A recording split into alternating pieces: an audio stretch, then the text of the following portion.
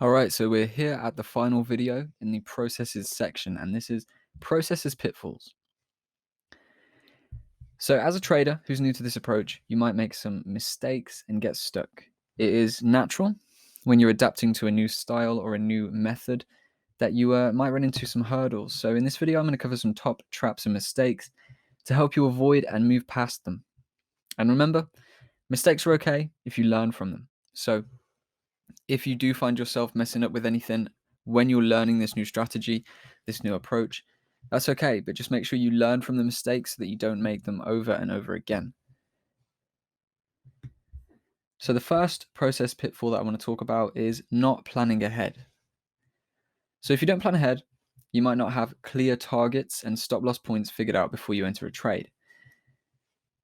If you don't actually have that ready, you're not going to be able to exit the trade at good levels. And the exit is as important as the entry. If you want to follow a valid risk versus reward plan, like we spoke about in the risk management section, you need to clearly define your targets and stop loss levels before you enter a trade. No trade should ever be a rush. You don't want to get into a trade if it's a scramble to actually enter that trade and you don't have the levels worked out before. So make sure you're preparing your take profit and stop loss levels prior to entering any trades. If a trade is a rush and you don't have time to get in and you feel like you're going to rush to get in, just ignore it. Just forget that trade. There's always one around the corner. So the main pointer for this one, not planning ahead, will be make sure that you do plan before you execute a trade. So the second process pitfall is forgetting important aspects.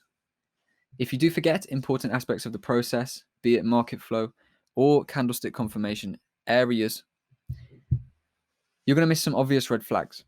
Now, you may just forget something as simple as the trend structure. You might accidentally get in a trade on the wrong side of the trend structure. Or you might not actually wait for confirmation, and that might end up leading you into a loss. Now, above all, trade quality is important. So make sure that you aren't forgetting important aspects. And to do this, you can create routines and create a checklist of your rules. Now, if you checklist your trading plan before going on any live trades, that means you're going to help yourself to avoid these missing these red flags and avoid getting into bad trades. Now, when it comes to the trading plan, I don't expect you to be 100% solid with that yet. We do have a trading plan chapter at the end of the course, so don't worry too much. What I want you to do now is focus on mastering each individual technical thing. And then when we move into the trading plan, I'll show you how to checklist everything and how to put everything together into a plan that you can follow day by day and week by week. So for this one, get in tune and stay in tune is the little motto of this. Make sure you don't forget any important aspects of the process. The third thing you might encounter, the third process pitfall, is information overload. If you take in too much information, you can get really confused. It can actually turn a clear trade into a contradicting, confusing chart. This is why I use and teach a simplistic price action approach so that we can keep everything as simple as possible. So to avoid information overload, remember your methods and make sure you're trading your plan. Don't stray away from your usual techniques and don't get clouded by other people's trade ideas. Now, what I mean by this is if you see someone buying a certain currency pair that you're selling, trust yourself first. Trust your plan because it's your plan that you need to follow to succeed. Don't get strayed and pulled by other people's ideas. Also, make sure you're not digging into tiny time frames when you're in a trade. Say you take a swing trade on the hourly or 4-hour chart. You don't need to sit there and watch the 1 minute and 5 minute charts trying to work out where it's going to go next because these are not going to tell you a clear picture. These are going to contradict you and stress you out. So avoid doing that.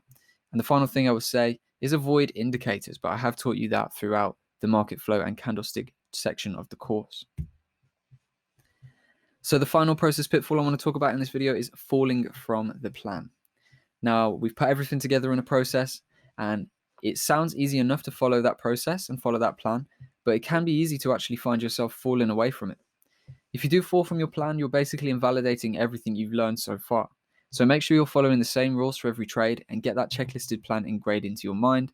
Following a plan is very important. Now, getting the plan checklisted, going into tunnel vision mode and focusing only on these methods is the best way to do this. As mentioned, we will talk about the plan, putting together that checklisted rule list later in the course. So remember that your plan is where your success is going to come from. So those are the 4 main process pitfalls. And that concludes this small section of the course. Now, what we're going to do now is move into the advancing your Forex section. And it's time to advance, look at some tools, and go a little bit more in depth on some of the topics that we have discussed so far. So thanks for watching. Thanks for listening. Hopefully everything is coming together for you now, and it's time to advance. So I'll see you in the next section.